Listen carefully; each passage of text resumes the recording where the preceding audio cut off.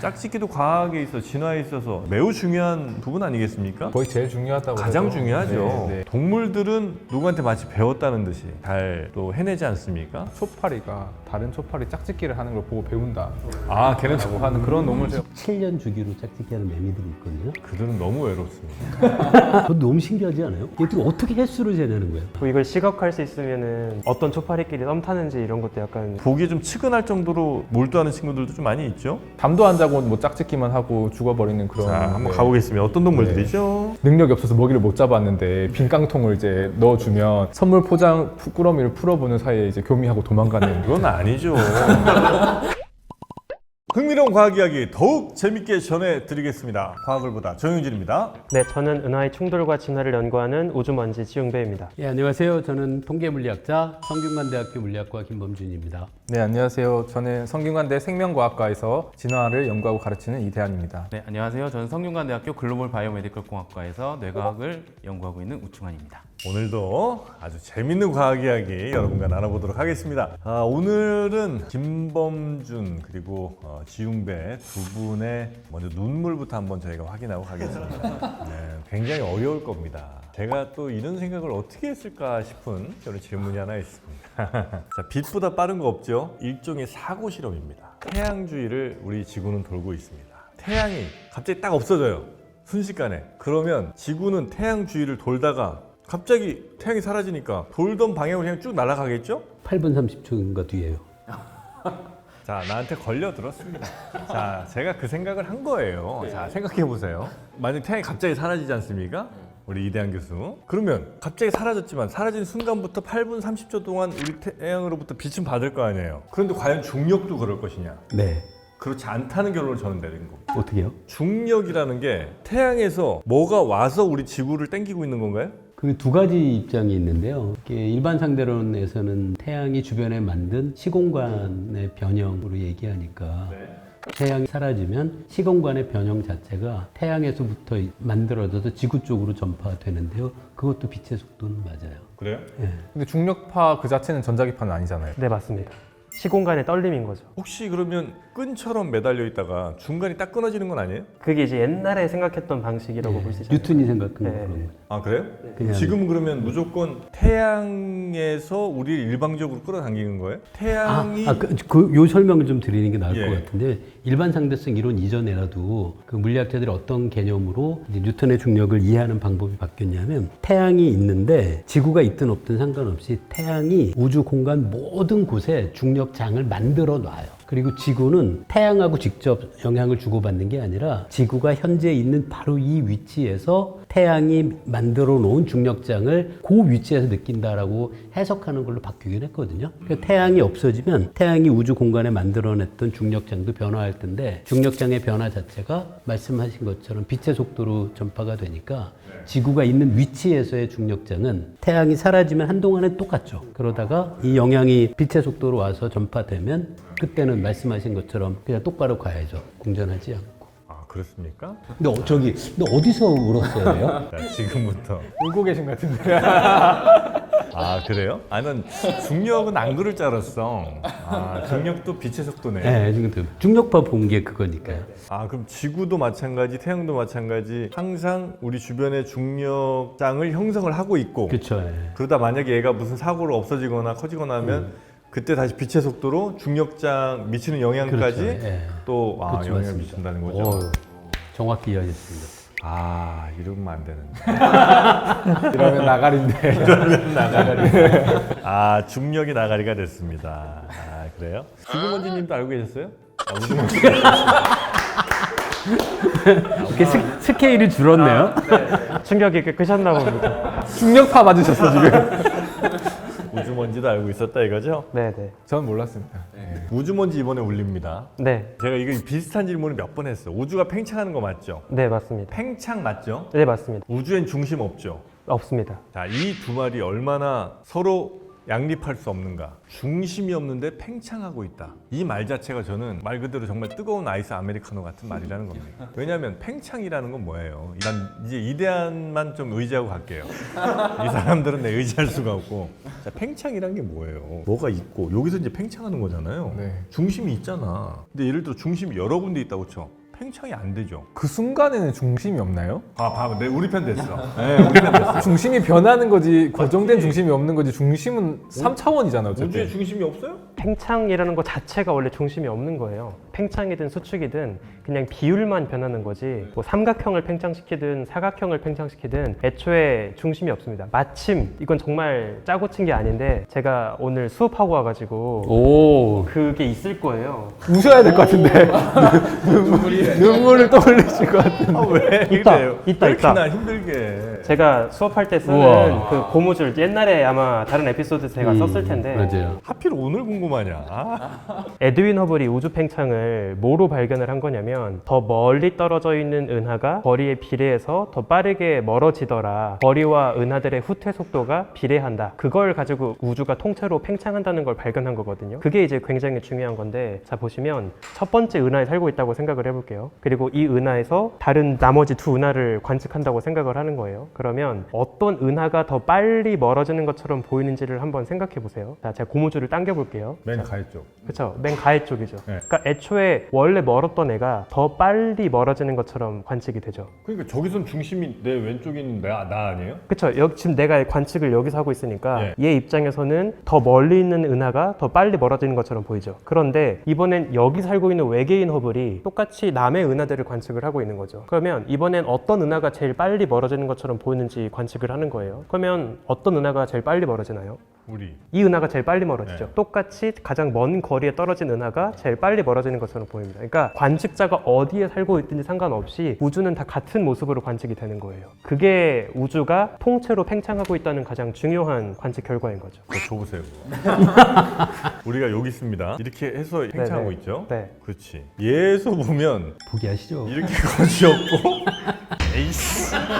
이게 이렇게 커졌죠? 네. 얘는 이렇게 커졌죠? 네. 다 동시에 같은 비율로 커지는 거죠. 얘랑 얘는 거기도 같은 비율로 커지는 거죠. 이렇게? 다 같은 그 사이 간격이 다 같은 비율로 넓어지는 거죠. 팽창을 얘기할 수 있으려면 우주에 중심이 있어야 한다고 주장하시는 거잖아요. 그렇죠. 네. 왜냐면 여기 은하가 이렇게 팽창해. 이 은하도 이렇게 팽창해. 그러면 이 가해들끼리 서로 이제 붙을 거 아니에요. 우주 팽창은 은하가 팽창하는 게 아니라 은하와 은하 사이 거리가 벌어지는 거예요. 그 얘는 벌어져. 네네. 쟤랑 얘는 거기도 벌어져요. 다 균일하게 벌어지는 거예요. 풍선에다가 점 찍어놓고 불면 다 멀어지잖아요. 네네.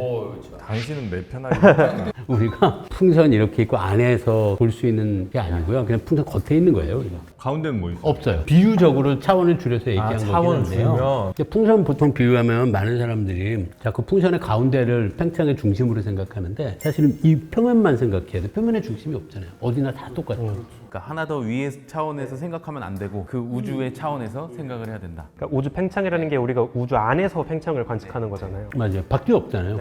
조금 더 조금 생각해보고 그건 다음에 한번 확인하겠습니다. 아, 나 이거 할 수 있을 것 같은데. 예를 들면 물풍선 안에다가 조그마한 구슬을 넣어놓고서 그럼 그 우리 안에 있는 거잖아요. 물을 더 부어줘요. 그 물풍선이 커지겠죠. 그렇지. 그러면 거기 안에 구슬 간에 거리가 멀어질 거 아니에요. 멀어지지. 그러면 그 중심이 있잖아요. 그 풍선에. 있지. 내 얘기가 그 얘기예요. 지금 비유적으로 얘기해서 그런데 지금 생각해는 풍선 표면만을 우주라고 생각해야 돼. 풍선의 한 가운데가 없어요.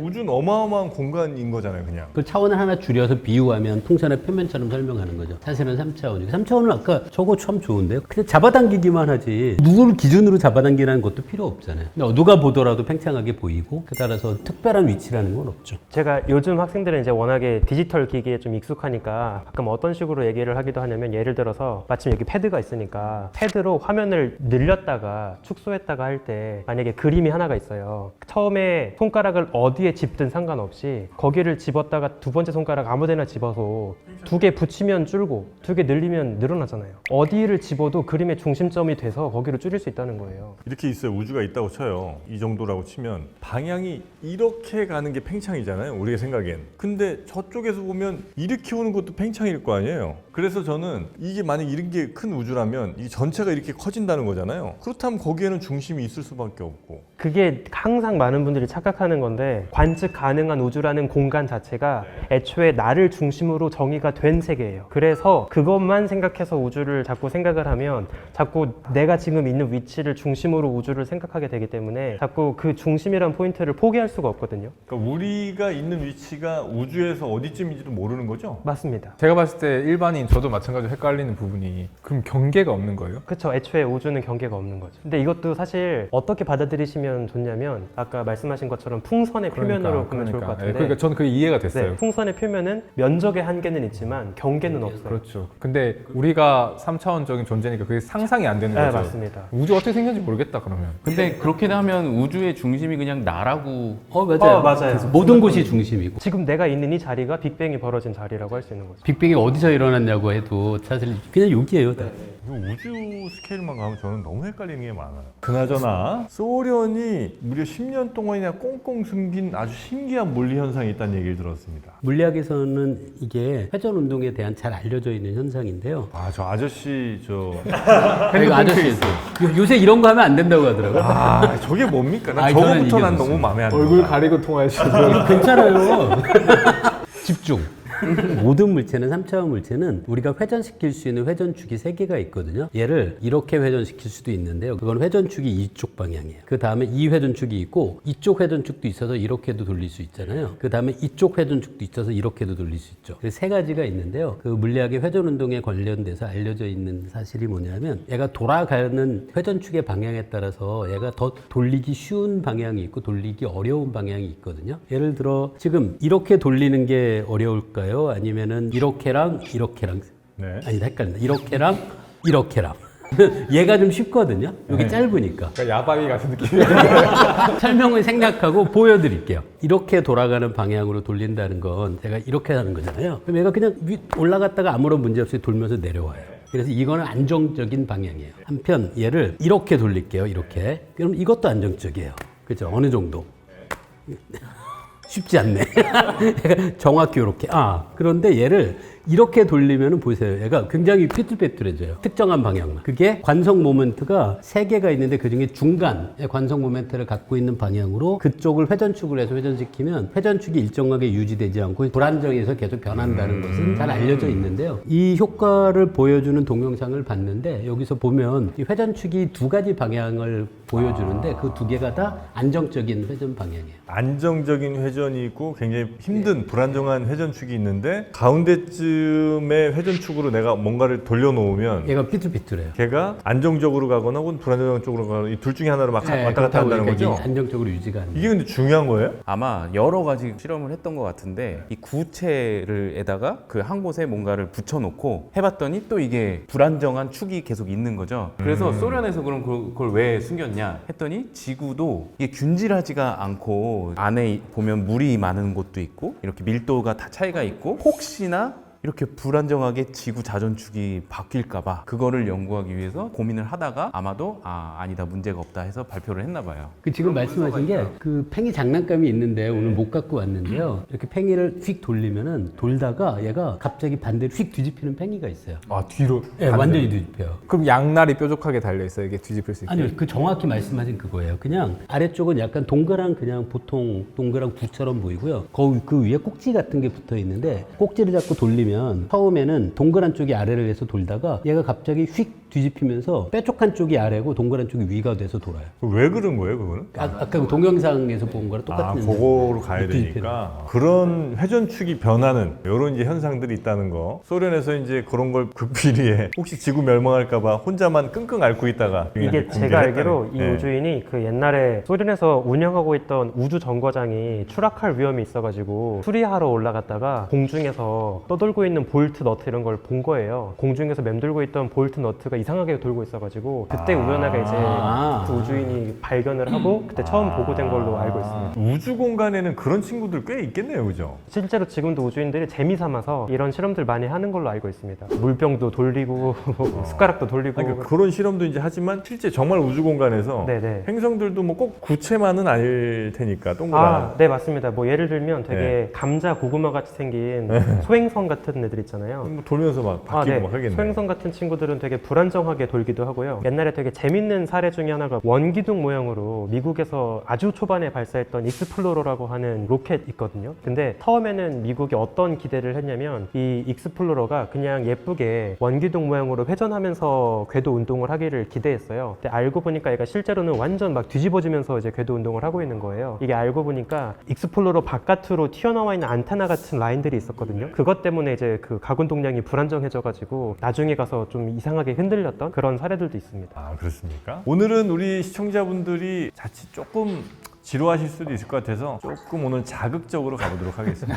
짝짓기 얘기 한번 좀 해볼까요? 짝짓기도 과학에 있어 진화에 있어서 매우 중요한 부분 아니겠습니까? 거의 제일 중요하다고 가장 해도. 중요하죠. 네, 네. 우리 인간들은 사실 훌륭한 교재들이 많이 있습니다. 몰랐던 내용들을 배우고 학습하고 실행에 옮긴다거나 이런 일들이 가능한데 동물들은 마땅한 도서 자료 뭐 이런 것들이 없잖아요. 그런 경우에도 아주 자연스럽게 누구한테 마치 배웠다는 듯이 잘 또 해내지 않습니까? 그거는 어떻게 가능한가? 그 부분에 대해서 제가 기억하기로 사이언스였나 초파리가 다른 초파리 짝짓기를 하는 걸 보고 배운다 아, 걔는 라고 하는 그런 논문을 제가 봤던 기억이 직접 목격하면서 제가 알기로는 그게 영향을 준다고. 아, 그래요? 그러면 한 애가 조금 이상하게 잘못하면 뒤에 있는 애들 전부 다 좀 약간 안 좋은 영향이 거기까지는 나가지는 않았던 것 같은데요. 아, 그렇습니까? 동물들도 보고 배우는 것이 꽤 있습니까? 있을 것 같아요. 그러면 그 개체가 살면서 목격을 한 적이 없으면 짝짓기를 못 할 수도 있나요? 아니 그 정도는 아닐 것 같고 고정 행동 양식이라고 하는 행동 생태학에 대해서 많이 얘기하는데 동물들이 어떠한 특정한 패턴들 이렇게 뭐 자기 알을 보호한다던가 짝짓기 할 때 특히 고정 행동 패턴들이 되게 많이 나오거든요. 동물들마다 나름의 의식이 있는데 근데 이게 기본적으로 저는 가전제품 생각하시면 쉬울 것 같아요. 세탁기 공장에서 갓 나와서 샜을 때 한 번도 세탁을 해본 적 없지만 버튼 누르면 세탁을 잘하잖아요. 아, 그렇게 만들었으니까. 네, 그러니까 동물도 똑같이 세탁기가 혹은 식기세척기가 한 번도 설거지를 안 해봤지만 바로 설거지를 할 수 있는 거는 거기다가 안에다가 다 회로를 짜 넣은 거죠. 근데 말씀해보니까 굉장히 일반적이네요. 배가 고프면 음식을 입에 넣고 씹기 시작하고 하는 것도 사실은 배운 것도 아니잖아요. 네, 네. 예를 들면 먹는 거고 관련해서 우리 인간 젖을 빠는 행동을 아이들이 누가 가르쳐 주지 않아도 그러네요. 그 자극이 자기 입에 왔을 때 그 행동이 하게끔 이미 회로가 다 짜져 있기 때문이고 보통 그렇게 누가 가르쳐 주지 않아도 이제 유전적으로 할 수 있게끔 동물들이 갖춘 행동들을 본능이라고. 아, 그래서 이제 짝짓기는 그냥 그들의 DNA 속에 회로로 다 짜여져 있는 행동이다. 그냥 이렇게 암컷, 수컷 이렇게 놔두면 알아서 할 수밖에 없게 돼 있다. 근데 거기에는 회로에 영향을 주는 뭐 여러 가지 것들이 있을 거 아니에요. 예를 들면 그 동물들이 원래는 짝짓기를 할 때가 됐는데 갑자기 먹이가 너무 부족해진다거나 아니면 뭐 기후가 너무 이상해진다거나 등등의 하여튼 여러 환경이 되면 그래서 그 조건이 충족 안 된다고 생각해서 갑자기 짝짓기를 멈춘다든지 그런 것도 다 회로에 입력이 돼 있겠죠. 그렇죠. 네. 대단합니다, 동물들은. 제가 짝짓기 시기 관계에 대해서 신기한 게 네. 매미 중에 17년 주기로 짝짓기 하는 매미들이 있거든요. 그들은 너무 외롭습니다. 근데 그게 왜 하필 그렇게 소수로 그리고 장기적으로 됐는지는 어느 정도 이해는 하거든요. 아, 그러니까 매년 애들은 태어나는데 아니요. 매미가 나무에서 알을 낳고 그 다음에 유충은 땅에 떨어져서 땅 속에서 17년을 살아요. 13년, 17년. 종마다 다르대요. 이건 뭐 7년 사는 친구들도 있고. 네, 그렇죠? 근데 네. 걔가 왜 소수를 택했는지는 포식자가 예측하기 어려운 게 있고요. 왜 긴 주기를 택했는지도 이해할 수 있거든요. 그러니까 한 번에 17년 동안 안 보이다가 어느 날 갑자기 이 같은 종의 매미가 그냥 지천에 깔려 있으면 포식자가 다 먹지도 못하잖아요. 그래서 그게 이제 아무래도 종이 유지되는데 유리하다는 생각들은 근데 예를 하는데 들어서 5년, 4년 뭐 그러니까 2년마다 예를 들어 네, 그럼 예측도 하면 애들이 가능해요. 예측이 되니까. 정말로 13년 매미, 17년 매미 같은 게 정말로 있고요. 근데 그거는 동물들이 그러면 크로스라는 거를 안다는 거예요? 안다기보단 얘기하신 것처럼 그거에 맞춰서 성충이 되는 매미가 진화적인 이점이 있으니까 자연적으로 그렇게 됐을 텐데 요즘도 그걸 연구를 한대요. 얘들이 저도 너무 신기하지 않아요? 얘들이 어떻게 횟수를 재내는 거예요? 아, 17년인지 15년인지. 하나는 그 온도의 변화 같은 걸 인식해서 겨울철이 몇 번 지났는지 같은 걸 측정한다는 주장도 있는데 그렇다고 해도 얘들이 동시에 나와야 되잖아요. 얘는 뭐 3월 7일에 나왔는데 딴 애는 3월 말에 나오면 이게 이점이 없잖아요. 그래서 얘들이 온도를 이용하는 것 같다는 거는 기존 이론이 있고 얘들이 어떻게 조율해서 한 번에 나오는지 한 번에 나와요? 네, 굉장히 짧은 시기에 여럿이 같이 나온대요. 17년 기다렸다가 그래서 그 미케니즘이 뭔지는 아직 잘 모른대요. 근데 최근에 통계 물리학 분야의 논문인데요. 그 사람이 아주 간단한 수학 모델을 이용해서 매미들 사이에 어떤 방식으로든지 주변 매미하고의 영향을 받는 미케니즘이 있어야 한다라는 것까지는 보였는데 그 미케니즘이 생물학적으로 어떻게 구현되는지는 아직 잘 모릅니다. 그게 땅 안에 있을 때 땅 안에 영향을 있을 준다는 때. 거예요? 그 아이디어가 극소수의 주변만 영향을 받은 애들이 나가면 그 다음에 옆에 있는 애가 나가고 이렇게 로컬한 인터랙션만을 통해서 이렇게 된다는 거예요. 페로몬 같이 연구 모르겠어요. 그런 거가 그 아닌가요? 이 물리학 논문은 어쨌든 그런 인터랙션이 있어야 한다는 것까지는 보였는데 어떤 미케니즘인지 잘 몰라요. 저는 이제 땅 속에서 나갈 때 매미 유충들의 세균들, 박테리아를 봐야 된다고 봅니다. 그 박테리아가 분명히 영향을 미칠 겁니다. 굉장히 좀 괜찮은 접근 아니었을까요? 그럴 것 같지 않은데. 왜냐면 이제 한 마리 날아가죠? 그러면 이제 그 친구한테 살던 박테리아들이 주변으로 막 가는 거예요. 그게 시간이 오래 걸리지 않을까요? 예를 들면 비 같은 것들이 한꺼번에 꺼낼 수 있을 것 같거든요. 동시에 비가 내리면 그렇지. 네, 그런 네. 게 있을 수 있죠. 어느 정도의 습도 꽤 많은 양이 비어야 된다면 거의 모든 매미가 다 튀어나오. 그러니까 균질하게 한꺼번에 받은 개를 그럴 다 수도 튀어. 있죠. 그러니까 몇 회를 세는 거는 다른 기작이겠지만 네. 뭐 한 번에 나오는 거는 땅 속에서 얘네들이 예. 커뮤니케이션 하기보다는 어떤 강력한 외부의 그쵸. 그 정보를 활용할 것 같아요. 근데 해를 재밌네요. 센다는 거면 기억도 한다는 거예요? 아마 기억이라기보다는 내부의 어떤 상태가 누적적으로 변하는 분자 뭐가 있지 수준에서 않을까요? 네. 기억을 하는 거라고 볼 수 있어요. 예를 들어 염색체의 그쵸. 특정한 부분이 얼만큼 똘똘 말려 있느냐, 어떤 단백질이 얼마나 많이 있느냐. 사실 그런 생물이 시간을 측정하는 기작은 뭐 노벨상도 2017년에 받았고 그런 것들은 잘 알려져 있는 편이에요. 몸이 자꾸 뭔가 이상하겠지. 막 그러다 근질근질. 어떤 임계치에 도달하면 그러면 그게 이제 한꺼번에 카운트하는 네. 신기하다. 그래서 하여튼 그 뇌과학자들의 입장에서는 지금 유전자 말씀 많이 하시고 또 환경에 대해서도 많이 말씀하셨는데 이런 거를 요새 맥락이라고 하는 단어로 굉장히 많이 이해를 맥락? 하려고 해요. 컨텍스트. 네. 주변 환경의 어떤 맥락들을 보고 뇌가 판단을 의식적으로 하냐 안 하느냐는 중요한 게 아니고 맥락 정보를 이용해서 내가 뭐 예를 들어서 짝짓기를 해야 될지 아니면 공격을 해야 될지 이런 걸 이제 조정을 한다고 하고 그런 거를 내적 상태라는 말로 많이 표현을 합니다. 그러니까 맥락이 외부 맥락도 있고 나의 내부 맥락도 있고 그 유전자도 맥락의 일종이고 유전자가 주는 분자적인 맥락 그다음에 뇌 안에서 어떤 영역이 활성화가 되는 것도 맥락이죠. 내적인 맥락이죠. 그래서 그런 맥락들이 다 합쳐져서 지금 내가 짝짓기를 해야 되냐 아니면 공격을 해야 되냐 이런 거를 이제 의사결정을 한다라고 표현을 하고요. 그 의사결정이 의식적인 걸 말하는 건 아니고 그 의사결정을 하는데 최근에는 이제 빛으로 네. 뭐 옵토지네틱스 같은 걸로 조절을 하면서 요 영역을 건드리면 똑같은 맥락 정보를 받아들여도 이제 어떤 때는 공격을 하고 어떤 때는 짝짓기를 하고 이런 식으로 행동을 바꿀 수가 있어요. 그래서 요즘은 하여튼 뇌과학에서는 그런 어떻게 맥락 정보가 이 뇌에 어떻게 처리가 돼서 지금 짝짓기를 해야 되냐라는 거를 의사결정을 하느냐가 굉장히 핫 이슈입니다. 초파리에서 엄청 이런 재밌는 연구 사례들이 또 많은데요. 초파리 나왔습니다. 그러니까 암컷이 예를 들면 성적으로 미성숙하거나 이미 짝짓기를 해서 짝짓기에 대한 흥미가 없는 암컷이랑 짝짓기에 대한 열정이 넘치는 수컷 초파를 같이 넣어두면 암컷한테 거절을 당해요. 이제 몇 번 자기가 구애 시도를 하는데 거절을 당하잖아요. 인간 세상에도 많습니다. 그러고 나면 수컷 초파리가 짝짓기를 하려는 의지를 잃어버립니다. 그때부터 초파리가 되는 거예요? 주식 남조선 그게 기억을 해요. 학습을 해요. 그래서 짧게 좌절을 시키면요. 예를 들어 1시간 좌절을 시키면 2-3시간 가는데요. 한 5시간 동안 좌절을 시키잖아요. 1시간 이상 기억을 해요. 1시간? 하루. 와. 그래서 얘네도 단기 기억, 장기 기억, 그 좌절의 단기 기억, 장기 기억 때문에 재밌네요. 인터널 스테이트 내적 상태라고 하는 게 과거에 차인 경험이 있느냐 없느냐, 얼마 전에 차였느냐에 따라서 똑같은 암컷을 보더라도 구애 행동을 하는 게 달라지고요. 아까 그 중력장 말씀하셨잖아요. 이 내적 상태를 설명할 때 이제 뇌에서도 어떤 장 같은 게 만들어진다는 이론이 요새 있거든요. 그걸 이제 역동 다이나미컬 시스템즈 퍼스펙티브 뭐 이래서 뇌에서 활동들이 이렇게 뉴런들이 이제 활동하고 맥락 정보를 다 모아서 이제 활동을 할 때 그러니까 끌개가 형성이 되고 장이 형성돼서 얘는 자기도 모르게 거기 가 있는데 지금 말씀하신 것처럼 좌절 모드가 되는 거죠. 그게 이제 중력장처럼 모든 뇌 활동이 그냥 정상적으로 활동을 하고 있는데 거기 가 있는 거예요. 네.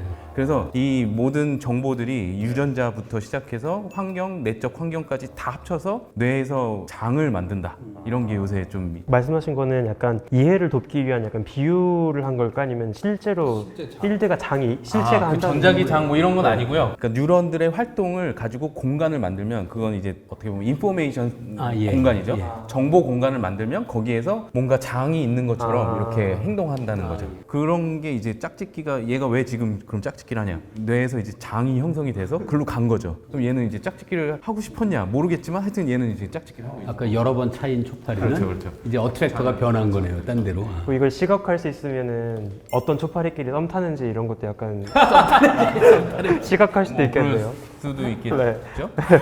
그러니까 이제 그게 장이라는 게 약간 좀 이해하기 어려운 것 같은데 장이라는 게 뭐 어떻게 된다는 거예요, 이건? 뉴런들이 굉장히 다양한 개수, 많은 개수의 뉴런들이 있잖아요. 저희가 파퓰레이션 코드라 그러는데 전체가 다 활성화가 되는데 그것들을 가지고 어떤 공간을 딱 형성해 보면 뇌 속의 물리적인 공간?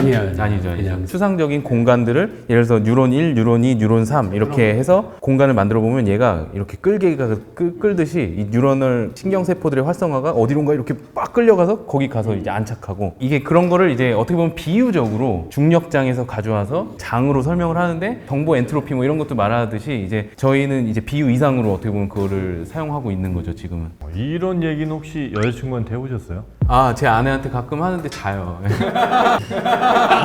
밤에 수면장으로. 예. 아 근데 저는 이게 진짜로 너무 좋아하는 스토리라서 네, 자주 얘기를 하는데. 아 그래요? 네. 아, 근데 이건 약간 좀 이해하기 좀 어렵다. 초파리는 직관적으로 딱 특정한 짝짓기 신경세포 같은 게 있어가지고요. 걔를 키거나 끄면 교미하고 막 교미 안 아, 하고 막 그래요? 근데 이제 G 이상으로 이제 좀 고등 동물이 되면 뉴런들이 많아지니까 그거를 설명하기 위해서 이제 장 같은 걸 가져와서 저 아까 얘기 듣다가 그 초식 초파리에서 네.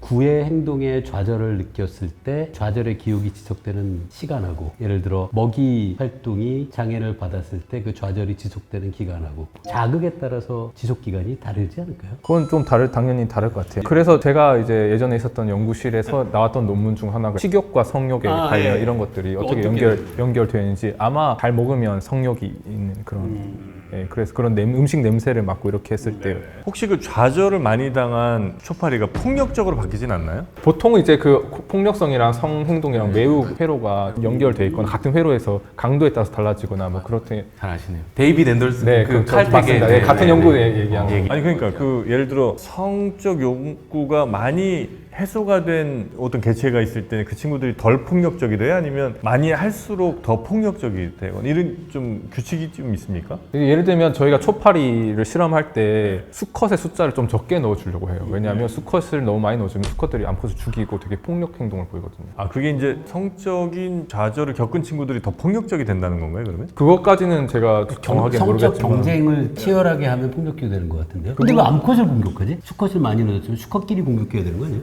다 공격하는 것 같긴 한데 저는 폭력 성향이 늘어나는 그 부분은 조금 성별을 선택해서 하는 건지 네네네. 모르겠지만 내 것이 안 된다면 다 부숴버리겠어 뭐 이런 느낌인가? 굉장히 새로운 실험 아이디어들을 많이 던져주시는 것 같아요. 저희가 그런 아이디어로 실험을 좀 해보겠습니다. 했어 이미. 좋아하실 만한 또 재밌는 실험 얘기를 또 해드리면 한번 들어볼게요 뭔지. 한국인 그 과학자신 광주 가기원에 계신 김용준 교수님께서 많이 좋은 연구를 하신 부분인데요. 소파리 암컷이 이렇게 교미를 하고 나면 이제 그 수컷한테서 정액을 받잖아요. 정자를 받잖아요. 그걸 가지고 있다가 배출하거든요. 암컷이? 네, 암컷이. 왜? 주변에 수컷이 있으면 빨리 배출합니다. 배출을 하는데 그러면 다른 수컷의 정자를 또 받아들일 수가 있는 거죠. 아 그래요? 네. 그럼 먼저 한 애가 손해 아니에요? 마지막에 하는 게 위너 아니에요? 제일 마지막에 한 애가 제일 유리할 수도 있을 수도 있지만 이미 차 있으면 또 경쟁이 있겠죠. 아 그래요? 네, 그거는 그때 상황에 따라서 다를 텐데 아마 암컷이 이렇게 받아들였을 때 그런 정자의 퀄리티나 이런 거를 질이나 이런 걸 평가하는 그런 기작 같은 것도 있을 거고. 그럼 그 파리한테 이렇게 다 번호를 매겨놔요? 그 구별을 해야 될 거 아니에요 개체들을? 그건 계속 관찰하면서 이렇게 보면서 네. 얘 하고 갔네? 근데 딴 애들 있으니까 얘가 뭘 또 언제 내보내? 이제 그 내보내는 시간이 얼마나 짧아지냐 혼자 있을 때랑 다른 수파리들을 줬을 때랑 아 그래요? 우리 이대한 교수님도 그런 거 관찰 많이 합니까 이렇게? 저는 그쪽은 아니어가지고 그쪽은 아니에요. 네.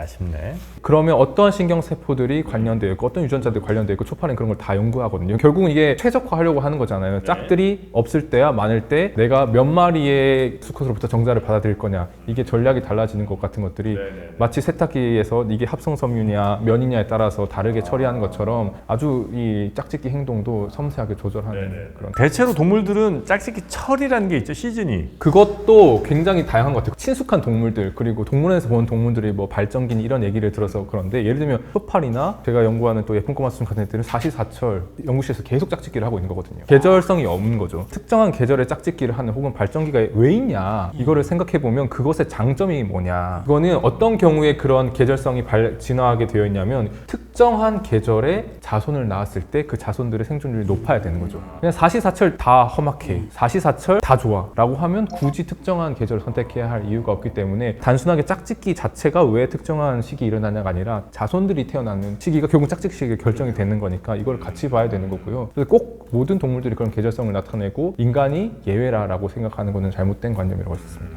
아니 근데 인간 같은 경우도 사실 정확히 얘기하면 가임기가 있는 거잖아요. 그러니까 베라닌? 그렇죠. 그건 있죠. 네, 그러니까 그때가 사실은 매우 유리한 시기고 나머지 시기는 굳이 필요가 없는 시기 아닙니까? 그러니까 그 가임기라고 하는 건 다른 동물들도 당연히 성적으로 성숙하는 시간이 있고, 노화했을 때 성적인 그런 능력 떨어지는 시기가 있는 건 마찬가지인데, 특정한 이 동물들이 특정한 계절, 뭐 여름이면 여름, 봄이면 갑자기 짧은 시간에 나와서 한다던가 그렇게 하는 계절성, 그런 계절성이 보편적인 특징이라고 보기는 어렵다. 근데 일반적으로 흔히 관찰되는 특징이긴 하다. 왜냐면 생물마다 그 생태에 따라서 특정한 시기가, 예를 들면 먹이가 제일 풍부하고 그러면 그 전에 이제 생식을 하는 게. 실험실 초파리랑 야생에서 사는 초파리랑 다른가요? 계절성이? 실험실 초파리는 계절이 전혀 필요 없을 것 같고, 야생에서 사는 초파리들은 계절에 따라 그래도 먹이도 달라지고 겨울에는 좀 안 할 것 같지 않을까요? 실험실에 적응한 건가요? 여전히 실험실에서 키우는 초파리도 여전히 계절성 같은 게 조금 남아있는 것 부분들이 있어요. 예를 들면 극지방에 사는 애들은, 초파리들이요, 밤이 길고 낮이 엄청 길잖아요. 여름과 백야와 그 다음 깜깜한 시기가 있잖아요. 그러니까 그 일주기 리듬이라고 하는데요, 긴 밤과 긴 낮에 적응할 수 있는 능력이 굉장히 높고요. 적도 지역에서 발견되는 종들은 긴 밤과 긴 낮을 경험해 본 적이 없기 때문에 밤낮의 길이 변화에 적응할 수 있는 능력이 약해집니다. 적도 이런 데는 이제 사실 온도 차이가 크게 없으니까 계속 거의 일정할 거 아니에요. 계절성이랄 게 별로 없겠네. 우리 한반도는 워낙 이제 사계절이 명확하니까 계절에 따른 영향을 더 많이 받지만, 그런 뭐 적도 부근 혹은 뭐 말씀하신 극지방 이런 데는 그런 계절에 따른 짝짓기의 차이는 별로 없겠군요. 그리고 열대우림이 항상 비가 뭐 많이 오고 먹이가 풍부하고 이렇게 하면 굳이 특정한 계절을 선택할 이유가 떨어지는 거죠.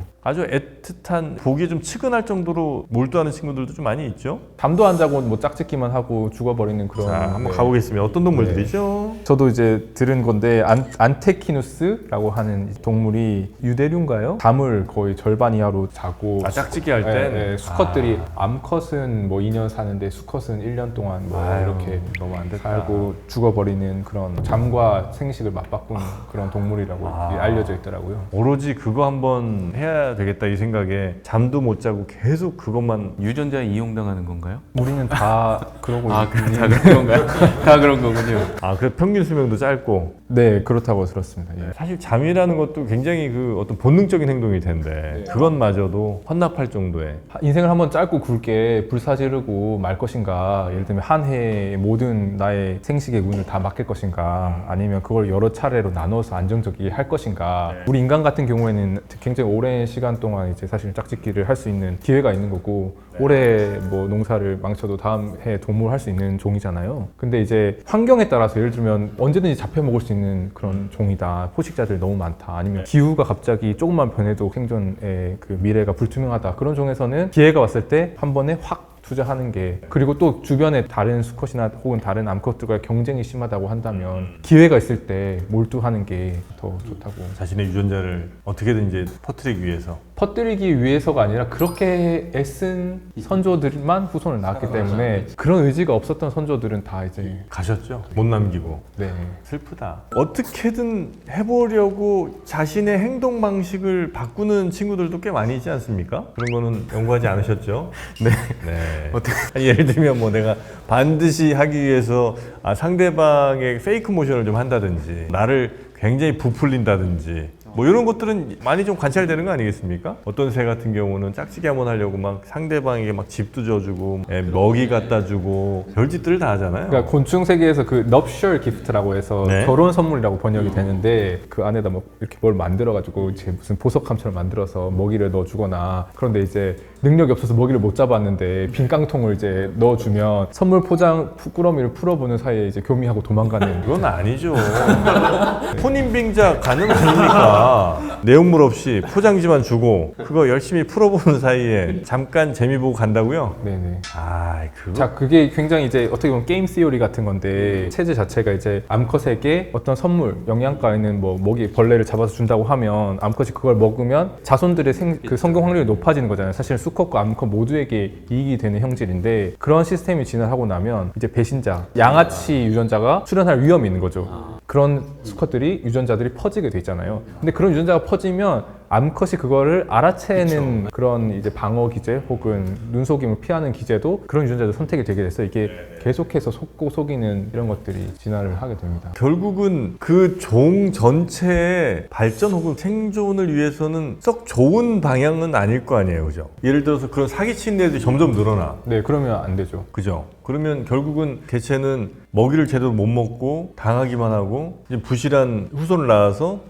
부실하게 키울 수도 있는 거 아니에요. 이제 그런 배신자를 또 알아채고 밀어내는 기작들이 선택이 되죠. 왜냐하면 그거를 똑똑하게 빈 깡통을 알아보고 양아치네 하고 이제 건너뛸 수 있는 그런 암컷들이 더 많은 자손들, 건강한 자손들을 낳을 수 있기 때문에 그러면 수컷은 또 그럴듯한 빈깡통을 또 네, 만들고 그리고 아마도 아마 확률적으로 전략을 만들 수도 있을 것 같아요. 항상 그러는 게 아니라 10번은 솔직하게 꽉 찬 깡통을 주다가 10번 중에 한 번은 온갖 것들이 이미 벌어지고 있을 거예요. 정말 자기가 후손을 남기느냐 마냐가 원래 생사보다도 중요한 문제니까 현실의 생명체들도 온갖 전략들을 사용하고 있을 겁니다. 아니 그런 거 머리 쓸 시간에 그냥 차라리 열심히 먹이를 더 갖고 오는 게 훌륭한 전략 아니에요? 아닌가? 대부분이 그러면 속이는 애가 또 유리해지거든요.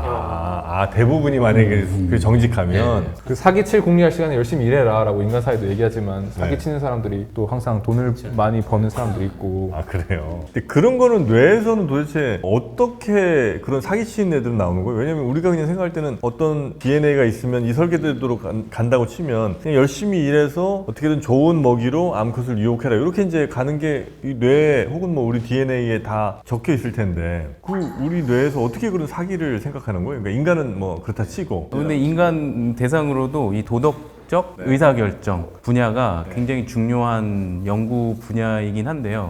제가 그 사기꾼에 대한 연구는 미처 조사를 못했네요. 좋은 연구 주제를 던져주시는 것 같아요.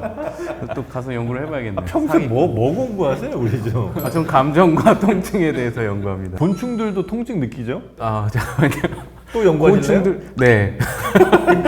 문어는 통증 관련된 신경세포가 있다는 걸 알고 있는데 예쁜 꼬마 선충도 있어요. 이 신경이 300개밖에 안 되는데 딱 통각을 느끼는 뉴런이 딱 있어가지고 걔 머리를 꿀밤을 먹이면 그 뉴런이 활성화돼서 이렇게 뒷걸음질 칩니다.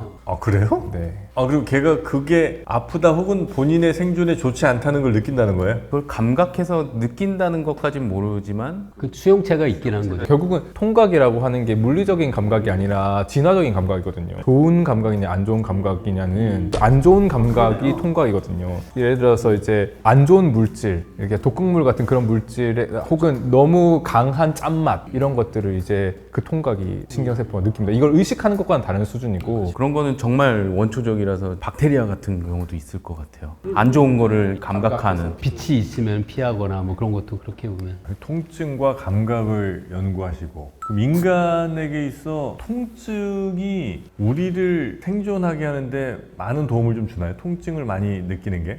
어떤 분들은 왜 통증이 너무 심하게 느끼는 분들도 있잖아요. 맞아요. 그게 그분들에게 더 유리한 뭔가가 있으니까 그것도 이제 어떻게 보면 이제 안 좋은 거를 지각을 해야 되니까 통증은 기본적으로는 생존에 도움이 되지만 지금 뭐 사기꾼도 마찬가지로 이게 다 복잡해지면서 사기꾼적인 행동이 또 자기 유전자를 번식하는 데 도움이 될 수도 있는 거잖아요. 이것도 통증도 점점 복잡해지면서 굳이 없어도 되는데 있는 그런 만성통증 환자들도 그러니까 뇌도 복잡해지고 정보 처리도 복잡해지면서 나타나는 어떻게 보면 부작용 같은 거다. 그럴 것 같아요. 만성 통증이 어떤 이득이 있을 것 같지는 않아요. 그죠? 생각할 수가 없을 것 같은데 어떤 네. 이득이 있을 거죠? 이득은 없죠. 네. 네. 그러니까 시스템이 복잡해질수록 고장 날기가 더 쉬워지는 거잖아요. 아니 이게 통증이 막 심해지면 아예 그냥 그 통증을 끊어버리기도 합니까? 통증을 끊을 수가 그런 게 어렵고요. 왜냐하면 이 만성 통증은 외부에서 이런 페리페리라고 여기 말단에서 그런 문제도 있지만 뇌에서 계속 처리가 쉽게 끊을 수가 없어요. 아 통증은 예를 들어서 말단에서 신경세포의 어떤 손상으로 인해서 통증이 만성 통증이 있을 수도 있거든요. 그렇다고 쉽게 이걸 끊어버린다고 해서 그게 없어지는 게 아닙니다. 그렇게 단순하지가 않아요. 왜냐면 이제 가끔 막 극심한 고통 내지는 충격에 복싱 선수였나 이렇게 아예 그냥 그 잠깐 뇌가 블랙아웃 됐다가 이제 다시 돌아오잖아요. 그게 이제 통증을 오히려 뭐 줄이기 위해서 그런다는 얘기를 얼핏 좀 본 적이 있는 것 같아서. 그런 경우도 있을 수 있어요. 네, 그래서 통증이 너무 좀 과하거나 과하면, 너무 네. 좀 심하면 인간들이 알아서 좀 안쪽에서 끊어버리기도 하나. 말단을 잘라도 뇌 문제 때문에 통증이 가시지 않는다는 그 말씀이 저도 전문가는 아니어서 잘 모르겠지만 환상통 이런 거랑도 연관이 그런 있나요? 것도 있죠. 예. 우리 어디가 아프면 딴 데 아프게 하면 덜 아프잖아요. 그거는 근거가 있는 거예요. 예, 예. 그런 것도 있죠. 근데 지금 주제가 너무 3,000%로 빠지고 있는 거 아닌가? 아니, 재밌어. 이게 미리 아, 준비를 통증 전문가시니까 여쭤보는 아, 거예요. 예. 보통 아프면 몸에서 방어 기제를 작동을 하거든요. 그래서 엔돌핀 같은 몸에서 이제 진통 효과를 냅니다. 그래서 다른 걸 아프게 하면 또 거기에서 나오는 진통 효과가 원래 아픈데 도움이 될 수도 있고요. 그래서 몸의 방어 체계를 잘 사용하는 게 중요하죠. 예. 어디 막 되게 아프게 하면 오히려 엔돌핀이 막 나와요? 일부러 막 아프게 할 필요는 없지만 예를 들어서 근육통이 있을 때 진통을 하기 위해서 캡사이신 크림을 바르기도 하거든요. 아, 그래요? 네. 그게 이제 엔돌핀 같은 걸 나오게 해서 네. 캡사이신 그 바르는 게 그런 이유예요? 맨솔에다 빨간 거 바르면 맨솔라당 같은 것도 그런 거예요? 제가 그것까지 조사를 안 해봐서 여튼 통증을 다른 통증으로 잊는다 이거죠? 그럴 수도 있죠. 예. 아 그러면 이 통증은 우리에게 생존에 있어서 매우 중요한 것이고 중요하죠. 예. 그리고 통증은 우리가 어찌할 수 있는 건 아니나 통증이 이제 과하게 되면 우리 뇌에서 뭔가 또 다른 물질을 내놈으로 해서 그 통증을 좀 줄여주는 일들이 벌어지기도 줄일 한다. 수도 있죠. 예. 방어 체계가 잘 구축돼 있습니다. 네. 쾌락과 통증이 매우 비슷합니까? 어떤 분들은 아주 극도의 쾌락이 극도의 고통과 뭐 이렇게 종이 한 장 차이다 이런 얘기를 이제 하시잖아요. 네. 근데 그게 정말로 같은 감각의 어떤 뭐 뇌 그 비슷한 부분이 활성화되는 건가 싶어서 거기까지 연구가 또 안 돼 있죠? 아니요. 지금 최근에 이제 저희 곧 이제 또 나올 논문이 쾌락과 통증에 대해서 그렇습니까? 연구를 했는데 네. 같은 영역이 관여하기도 하고요. 다른 영역이 관여하기도 해서 이야기가 그렇게 단순하지만은 않은데 쾌락이 통증을 줄이기도 하고요. 통증이 쾌락을 줄이기도 하고 근데 일반적으로 알려져 있기는 네. 서로 반대작용을 주로 한다. 통증을 쾌락이 줄여준다거나 이렇게. 네. 이상성애자 같은 경우엔 막 통증을 느끼면서 쾌락을 느끼고 하는 분들도 있잖아요. 그런 경우는 보통은 저희가 해석하기에는 좀 통증이나 쾌락이 그 아까도 말씀드렸지만 인간의 고등 지능으로 오면서는 의미가 훨씬 중요해지거든요. 네, 그래서 맥락. 네, 맥락과 의미. 그래서 그런 경우에는 이제 학습이든 아니면 자기의 과거 경험을 통해서 이제 통증이 어떻게 보면 쾌락이 되는 그런 맥락을 익힌 거죠. 아니 왜 이걸 의미. 여쭤봤냐면 아주 극도의 쾌락을 느낄 때랑 고통을 느낄 때랑 얼굴 표정 같은 게 좀 비슷한 것 같더라고요. 또 굉장히 그런 연구가 있어요. 다 있지. 다 있어요. 그것도 굉장히 좋은 저널에 나왔던 연구인데 얼굴 표정만 가지고 이 사람이 지금 통증이냐 아니면 쾌락을 느끼고 있냐 이걸 물어봤는데 그 표정이 뭐였냐면 그 테니스 경기에서 딱 이긴 극도의 기쁨의 지금 세레모니를 하고 있는데 얼굴 표정은 완전히 일그러져 있어요. 그걸 가지고 어떻게 얘기를 하냐면 얼굴 표정만으로는 알 수가 없고 사실은 이 전체 맥락을 다 봐야 된다. 또 맥락이야. 네. 그 맥락이 너무 중요하네. 그래서 이제 얼굴 표정은 사실 애매할 수 있습니다. 근데 이제 전체를 보면 이게 기쁨의 환호성이라는 거를 알 수가 있다. 이런. 아니 우리 우주먼지님은 가장 큰 쾌락을 언제쯤 느끼셨죠? 박사 됐을 때 정말 극도의 쾌락이군요. 네. 박사 되셨을 때. 근데 인간에게는 이렇게 그 의미가 정말 중요한 것 같아요. 오랫동안 정말 고통을 받고 이렇게 준비하다가 대학원 진학률이 올라가는 소리가 들립니다. 가장 그 큰 고통은 역시 대학원 생활이었죠. 따로 코멘트하지 않겠습니다. 별들도 짝짓기 합니까 혹시? 별들은 사실 뭐 생물이 아니니까 네. 짝짓기 개념은 있을 수가 없겠죠. 좀 비슷하게 우리가 의미로 좀 받아들일 법한 예를 들면 두 별이 만나서 뭔가 하나가 된다든지 아니면 어떤 두 별이 만나서 새끼별들을 낳는다든지 이런 경우는 없어요? 굳이 비유적으로 표현을 하자면 네. 뭐 그런 이야기는 가능하지 않을까 싶은데 우리가 뭐 짝짓기를 비유적으로 씨를 퍼뜨린다라고 이야기를 하잖아요. 뭐 비슷한 맥락에서 별들도 세대가 있고 세대를 거듭해서 각 별들이 품고 있던 별 먼지를 퍼뜨린다라는 생각은 해볼 수 있을 것 같아요. 우리가 뭐 짝짓기도 결국에는 앞선 세대의 생명체들이 있었고 그 생명체가 이후 세대들한테 유전자를 퍼뜨리는 과정이라고 볼 수 있잖아요. 마찬가지로 우주도 사실은 지금 보면 한 3세대쯤 지금 우주가 이어져 왔거든요. 첫 번째 세대의 별들이 있었고 그 이후 두 번째 세대의 별들이 살았고 지금 딱 3세대 정도에 해당하는 별들이 지금 살고 있습니다. 그래요? 네, 그래서 지금 앞선 세대 별들이 계속 만들어 왔던 다양한 원소들이 계속 우주에서 쌓이고 쌓여서 지금의 이제 우주가 만들어진 거거든요. 그래서 되게 재밌는 것 중에 하나가 빅뱅 이후에 딱 우주가 자연적으로 만들 수 있는 원소는 끼케야, 수소와 헬륨 정도밖에 안 되거든요. 근데 지금 우리 주기율표를 가득 채우고 있는 수헬리 벨붕탄 쭉 가는 그 엄청나게 많은 원소들은 사실 별 내부에서만 만들 수밖에 없습니다. 그래서 지금 몸속에 있는 그뭐 탄소며 질소며 산소며 이 모든 다양한 원소들이 사실 타임머신 타고 쭉 거슬러 올라가면 100% 무조건 어떤 별 중심에서 만들어진 원소밖에 없어요. 근데 별 중심에서는 철까지만 만들어지는 거 아니에요? 굉장히 초신설을 폭발할 때 새로운 원소들이 만들어지는 거 아닌가? 별의 중심이 아니라? 이것도 굉장히 날카로운 질문인데요. 그 말씀하신 것처럼 별 자체가 핵융합으로만 만들 수 있는 거는 철까지만 안정적으로 만들 수 있는 제일 무거운 원소가 맞고요. 별이 터지거나 할 때 더 무거운 원소들, 우리가 중성자 포획이라고 하는 격렬한 과정이 이제 가능한데 이제 그런 걸 통해서 뭐 금이나 은 같은 더 무거운 원소도 가능합니다. 그럼 그게 별이 4세대, 5세대, 6세대 계속 이어지면 별과 행성을 구성하는 원소 중에 무거운 원소의 비율이 계속 늘어만 나갔네요. 네, 맞습니다. 그래서 물론 그래봤자 여전히 압도적으로 수소와 헬륨이 많긴 하겠지만 그래도 엄밀하게 보면 우주 전체의 함량은 조금씩 변하긴 하겠죠. 우주 공간은 뭘로 차 있어요? 우주 공간은 먼지로. 암흑 물질과 원자들로 차 있죠. 그 수소 같은 것도 많아요? 우주 공간에 그냥? 네, 맞습니다. 그냥 우주 공간에서 이만한 저 비닐봉지 들고 다가 이만큼 묶어오면 네. 그 수소가 많아요? 물론 이제 워낙에 밀도가 옅기 때문에 제가 정확한 밀도 수치는 좀 기억이 나지 않지만 잡히는 건 다 수소 아닐까요? 전체 질량의 한 75%가 다 수소입니다. 우주 전체 질량에? 네, 제가 되게 재밌던 그 기억이 하나 있는데 옛날에 한창 그 수소 자동차 유행할 때 한 자동차 브랜드에서 그거를 광고 문구로 걸었던 마케팅 적이 포인트로 있어요. 잡았구나. 네, 우주 전체 75% 수소 이렇게 해가지고 75%밖에 안 돼요? 네? 저는 그게 더 놀라운데. 75%가 수소, 25%가 헬륨, 나머지는 극히 일부 그렇게 되어 있습니다. 그럼 예를 들어 뭐 우리 암석이나 이런 게 되게 많잖아요, 우리 지금. 그러니까 그걸 이루고 있는 것들은 우주 전체로 보면 되게 조금인 거예요? 네, 그렇죠. 그러니까 지구에나 그게 잔뜩 모여 있는 거지 우주 전체로 보면 거의 없는 거죠.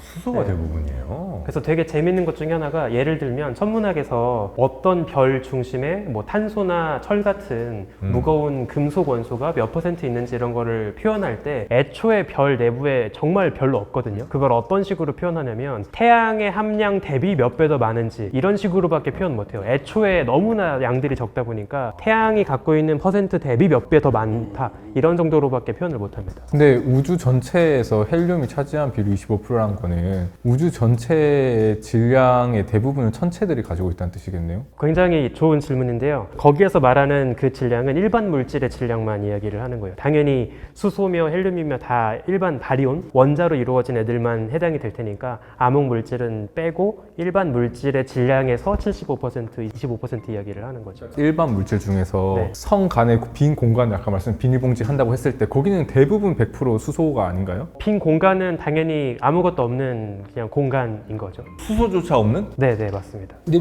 밀도가 정확히 0은 아니어서 그렇죠. 네. 뭐 1세제곱미터 안에 수소 원자가 몇 개 있긴 있는데 많지는 않죠. 거기는 주로 H1이에요? H2예요? 우주 공간에 있는 거는 이제 중성수소라고 해가지고 H2 이런 애들이 있을 거예요. 네. 이 질문 좋았습니다. 네. 디테일.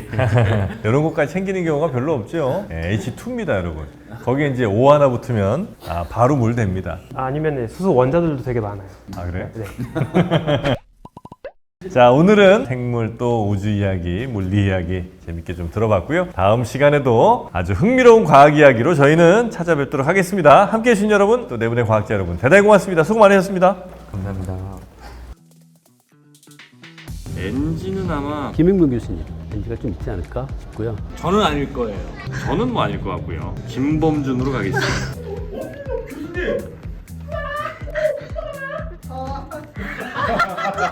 정수리 쪽에 하나만 더 올려주시면 좋을 초신성이다.